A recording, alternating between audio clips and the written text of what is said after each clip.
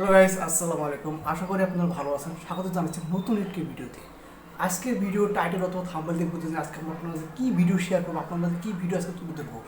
আজকে যে ভিডিওটি হচ্ছে সেটা হচ্ছে বাংলাদেশ প্লাস ইন্ডিয়া। বাংলাদেশ যে ভারতের যে ট্রেন আছে, ভারতের ট্রেনের বিষয়ে আমরা জানবো। আসলে আমরা দেখবো বাংলাদেশে এবং ভারতের কোন ট্রেন এবং কত উন্নত এবং কোন ট্রেন কত স্পিডে চলছে এই বিষয়ে জানবো। আরও জানবো হচ্ছে এই ট্রেনের ভিতরে কী কী সুবিধা আছে, বাংলাদেশের ট্রেনের কী কী সুযোগ সুবিধা আছে এবং ভারতের ট্রেনের ভিতরে কী সুযোগ সুবিধা আছে। আরও দেখবো হচ্ছে বাংলাদেশ এবং ইন্ডিয়ার রেলওয়ের মধ্যে কোন ধাপটি বেশি এগিয়ে আছে এবং কোন ট্রেনটি বেশি স্পিডে চলে। আরও জানবো এই ভিডিওতে আপনাদের তুলে ধরবো আজকের এই ভিডিওটি। চলুন তাহলে শুরু করা যাক আজকের এই ভিডিওটি।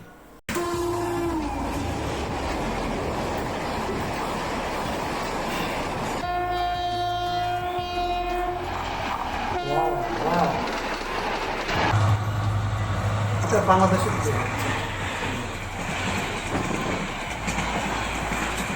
বাংলাদেশের ট্রেন সেরা নাকি ইন্ডিয়ার ট্রেন সেরা? রেল ব্যবস্থার দিক থেকে কোন দেশ এগিয়ে আছে? এই দুইটি দেশে প্রচুর পরিমাণে ভালো ভালো ট্রেন তৈরি হয়েছে এবং ভবিষ্যতেও হবে। আজকের এই ভিডিও থেকে আপনারা জানতে পারবেন যে রেলওয়ে ব্যবস্থার দিক থেকে বাংলাদেশ এগিয়ে রয়েছে নাকি ভারত এগিয়ে রয়েছে।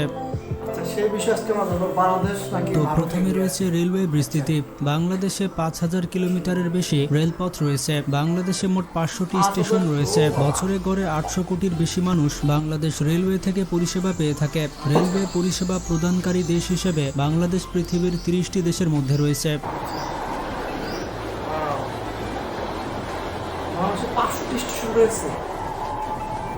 অন্যদিকে ভারতীয় রেল চীনের পরেই সবথেকে বেশি কিলোমিটার যাত্রী পরিষেবা দিয়ে থাকে। মালামাল পরিবহনের দিক থেকে পুরো পৃথিবীতে ৩ নম্বরে রয়েছে ভারত, আর প্যাসেঞ্জার ট্রেনের পরিষেবার দিক থেকে চায়নার পরে ভারতের অবস্থান।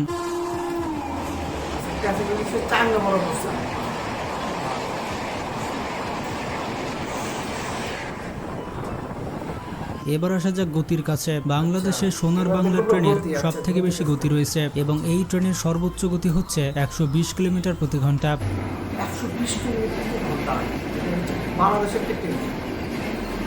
তবে ভারতের ট্রেনগুলো এক্সপ্রেসের ক্ষেত্রে সর্বোচ্চ গতি ১৬০ কিলোমিটার প্রতি ঘন্টা।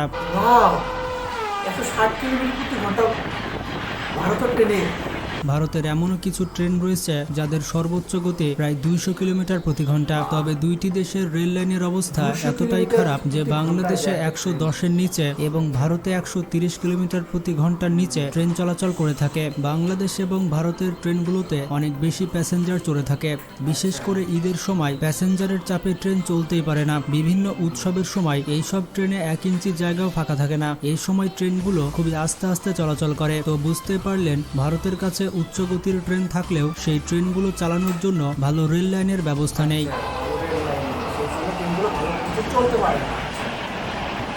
যদি দুর্ঘটনার কথা হয় তাহলে বাংলাদেশের থেকে ভারতে বেশি দুর্ঘটনা হয়ে থাকে, কারণ বাংলাদেশের থেকে ভারতে অনেক বেশি ট্রেন রয়েছে আর বেশি ট্রেন চলাচলের কারণে ভারতে বেশি দুর্ঘটনা ঘটে থাকে।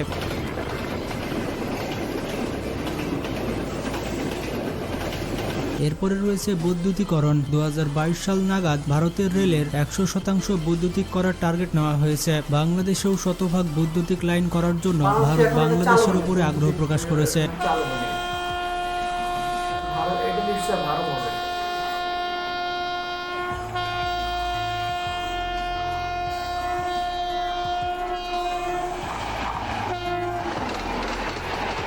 এবার আসা যাক বিলাসবহুল ট্রেনের কাছে। সোনার বাংলা বাংলাদেশের সব থেকে বিলাসবহুল ট্রেন। ভারতে মোট ৭টি বিলাসবহুল ট্রেন রয়েছে, আর বিলাসবহুল ট্রেনের ক্ষেত্রে ভারত একটু এগিয়ে থাকবে। ভারতের সব থেকে দামি ট্রেন হচ্ছে মহারাজা এক্সপ্রেস। নাম্বার ২ রাজকীয় রাজস্থান। নাম্বার ৩ চাকার পরে প্রসাদ। ৪ নম্বর দ্য ডেকান ওড়িশা। নাম্বার ৫ সোনালী রথ। নাম্বার ৬ রাজকীয় প্রাচ্য ট্রেন। নাম্বার ৭-এ রয়েছে কোরেরানি এক্সপ্রেস।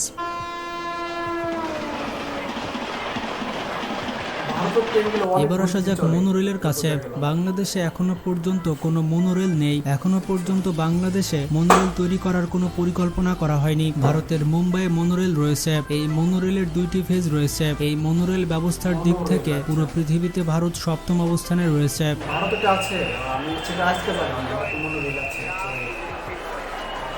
এরপরে রয়েছে মেট্রো রেল। বাংলাদেশে সম্প্রতি মেট্রো রেল চালু হয়েছে এবং এই মেট্রো রেল কম খরচে যাত্রী পরিষেবা দিচ্ছে।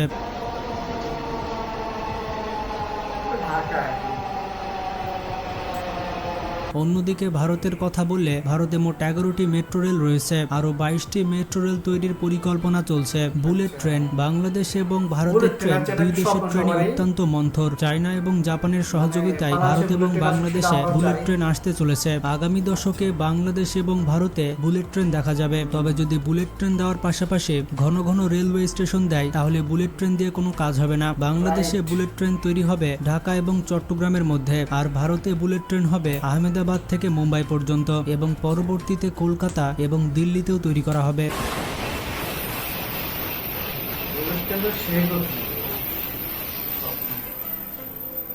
বন্ধুরা, বাংলাদেশের রেলওয়ে ব্যবস্থা থেকে ভারতের রেলওয়ে ব্যবস্থা এগিয়ে রয়েছে এবং বাংলাদেশের ট্রেন আর ভারতের ট্রেন সম্পর্কে জানতে পারলেন। এবার আমরা জেনে আসি বাংলাদেশের সব থেকে দ্রুতগতির 5টি ট্রেন সম্পর্কে। নাম্বার 5, সুবর্ণ এক্সপ্রেস। আপনি যদি ঢাকা থেকে চিটাগং কিংবা চিটাগং থেকে ঢাকায় আসতে চান তাহলে বেছে নিতে পারেন সুবর্ণ এক্সপ্রেস ট্রেনটিকে। ট্রেনটি খুবই আরামদায়ক এবং বিরতিহীন চলাচল করে থাকে। এই ট্রেনটি শুধুমাত্র ঢাকা বিমানবন্দর স্টেশনে দাঁড়ায়, এরপর আর কোনো স্টেশনে বিরতি না দিয়ে একেবারে চট্টগ্রামে গিয়ে থামে। বাংলাদেশের সব থেকে দ্রুতগতির ট্রেনের মধ্যে এটি অন্যতম। ঢাকা থেকে চট্টগ্রামে যাওয়ার জন্য জনপ্রিয়তার শীর্ষে রয়েছে এই ট্রেনটি।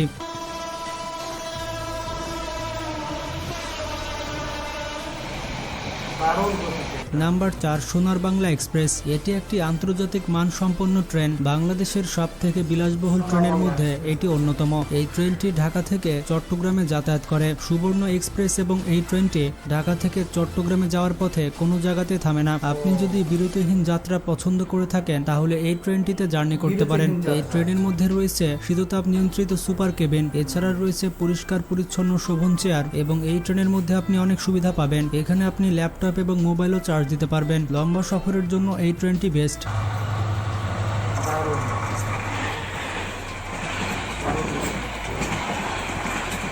Number 3, Parabat express. এটি হচ্ছে বাংলাদেশের একটি আন্তনগর ট্রেন। এই ট্রেনটি রাজধানী ঢাকা থেকে সিলেটের উদ্দেশ্যে রওনা দেয়। এটি বাংলাদেশের সব থেকে দ্রুতগতির এবং বিলাসবহুল ট্রেনের মধ্যে একটি। এই ট্রেনটি কমলাপুর স্টেশন থেকে ছাড়া হয় এবং 9টি স্টেশনে থামে।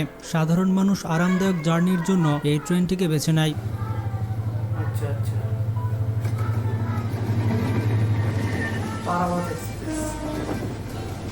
Number 2, Benapole express. এই ট্রেনটি ঢাকা বেনাপোল রুটে চলাচল করে। এটি হচ্ছে একটি আন্তনগর ট্রেন। ঢাকা থেকে খুলনা কিংবা ঢাকা থেকে যশোর রুটে এই ট্রেনটি চলাচল করে। এই রুটে এটি একমাত্র ট্রেন যেটি সব থেকে কম যাত্রা বিরতি দিয়ে থাকে। আপনি যদি ঢাকা থেকে পাবনা, কুষ্টিয়া, চুয়াডাঙ্গা কিংবা যশোরে যেতে চান তাহলে বেছে নিতে পারেন বেনাপোল এক্সপ্রেস।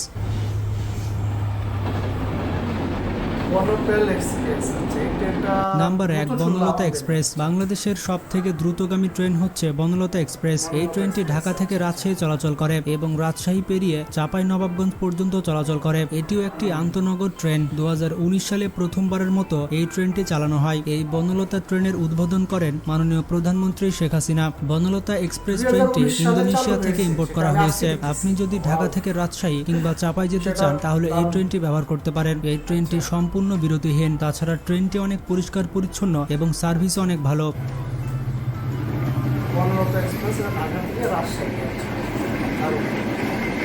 তো কারা কারা বাংলাদেশ থেকে দেখছেন এবং কারা কারা ইন্ডিয়া থেকে দেখছেন কমেন্ট করে জানান। তো ভালো থাকবেন, নিজের খেয়াল রাখবেন। আল্লাহ হাফেজ। অবশ্যই অবশ্যই।